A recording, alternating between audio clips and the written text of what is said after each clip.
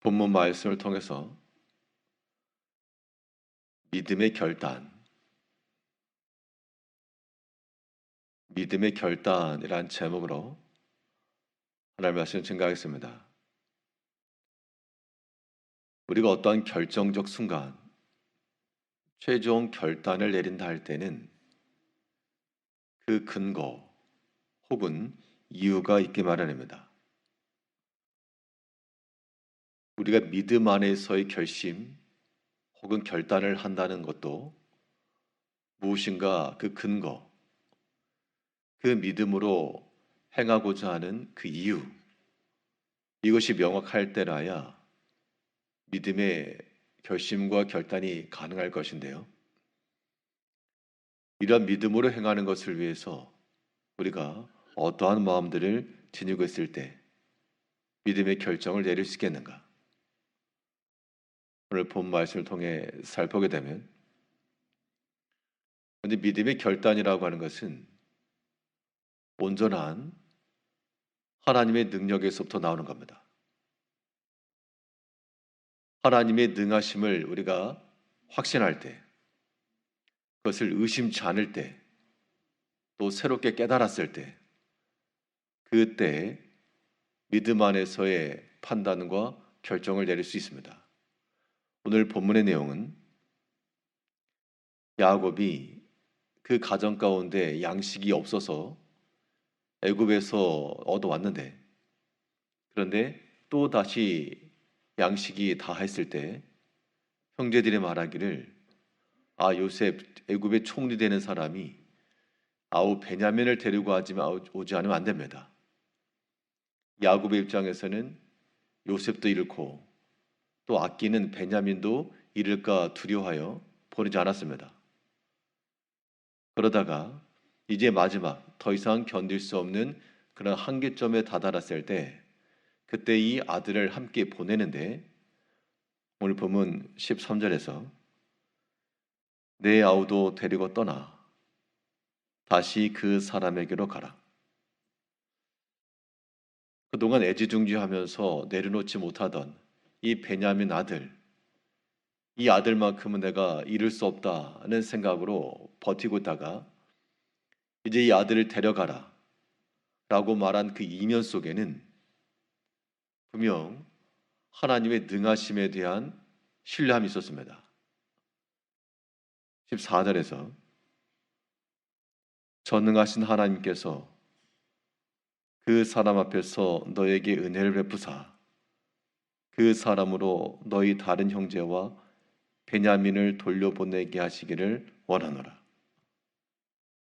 지금 베냐민을 함께 내려보내면서 분명 전능하신 하나님께서 너에게 은혜를 베풀어 주실 것이라. 또 그것을 원하노라 고 말하고 있습니다. 그 인생 속에서 하나님을 만난 경험이 많았고 또 지금 이 순간에서도 전능하신 하나님이 너희와 함께 계시길 원하노라. 하나님의 능하심을 또한 믿고 그 배경 속에서 그의 아들을 또한 내어주었습니다. 우리가 믿음의 결단과 결심 행하는 것도 이러한 하나님께 능이 있다, 주께 능이 있다라고 하는 이 믿음을 우리가 지닐 때라야 가능할 겁니다.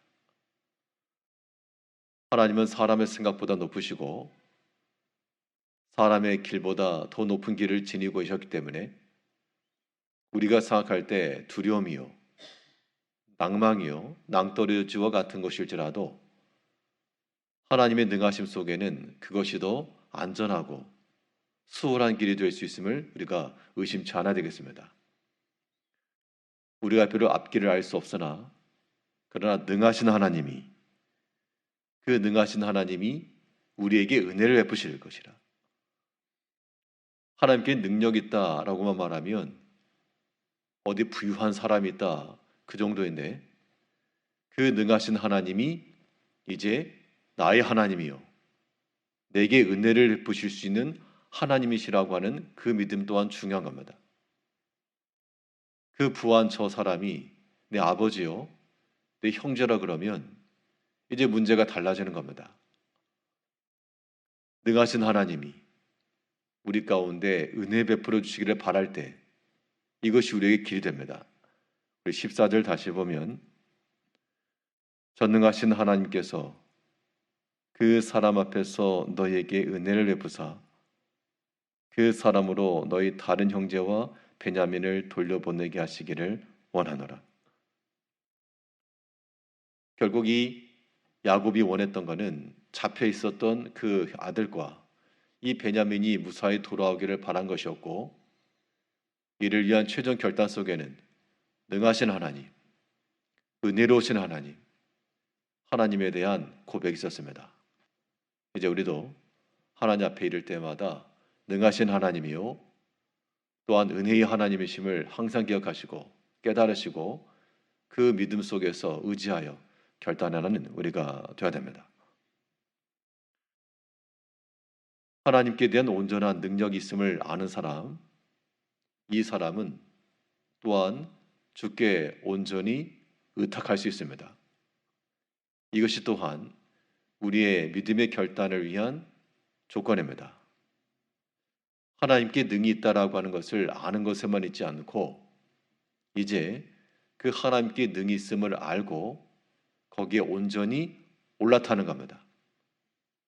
그 하나님의 구원의 배에 우리가 함께 올라타고 그의 능력을 신뢰하고 의지해 나가는 것. 그래서 그 마지막 결단은 이제 하나님께 온전히 다 맡긴다 라고 하는 고백이 나와야 되는데, 온전히 맡긴다라고 하는 것은 숨겨져 있던 모든 것까지 다 드러내는 겁니다. 오늘 본문에서 야곱은 내가 전능하신 하나님께 온전히 의탁하였노라, 그 말은 없지만 온전히 의탁했다라고 하는 그 표현이 내가 이 아끼는 아들, 이 베냐민 말고 더 아끼는 것이 없는데 내가 이것을 잃게 되면 잃을 것이라. 이것은 곧 모든 것을 다 맡긴다라고 하는 그의 표현이었습니다. 14절 다시 보면 전능하신 하나님께서 그 사람 앞에서 너희에게 은혜를 베푸사 그 사람으로 너희 다른 형제와 베냐민을 돌려보내게 하시기를 원하노라. 내가 자식을 잃게 되면 이르리로다. 이 베냐민이 어떤 아들인가? 라헬이 사랑하는 라헬의 소생이요, 또 아끼던 요셉은 이미 사라졌고 다른 건 다 잃어버려도 내 더 이상 이룰 수 없는 이 아들인데 잃게 되면 이르리로다. 이 말은 내가 할 수 있는 것, 사람의 것을 다 지금 내려놓고 오직 하나님께만 의탁한 겁니다. 이 야곱이 그 아들들과 베냐민을 보내놓고 그 기간 동안 무엇을 했을까? 아마 한시도 한날도 편안히 잠을 들지 못했을 겁니다. 무사히 돌아오기를 간절히 바라며 그 인생에 130세에 바로 앞에 섰다 했으니까 그 나이에 그동안 나와 함께 하셨던 하나님 앞에 아마도 필사적으로 기도했을 것이 분명합니다. 차라리 내 생명을 거둬가시고 저 내 자녀들을 구원하소서. 그런 하나님께 대한 온전한 의탁, 간절한 마음이 분명히 있었을 것이고 그 믿음으로 구했을 겁니다. 이제 우리가 믿음의 결단함이라고 하는 것, 결과적으로 하나님께서는 우리의 의지를 포기하는 데까지 이르게 하시기를 원하는 겁니다. 내려놓지 못하던 것까지 내려놓아라.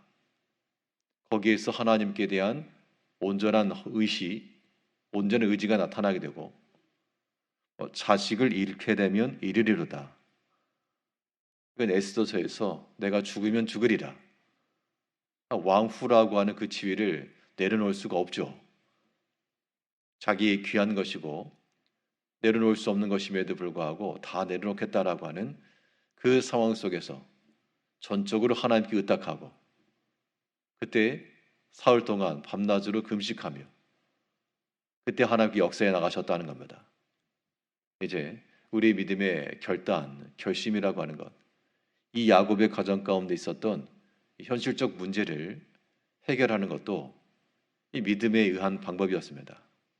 능하신 하나님, 또한 온전하신 의탁, 의뢰, 하나님을 향한 신뢰, 이런 마음을 가지고 오늘도 믿음 안에서 오직 주 의지하는 마음을 가지고 믿음의 결단함으로 나가시는 성도님들 되시기를 바라겠습니다. 기도하겠습니다.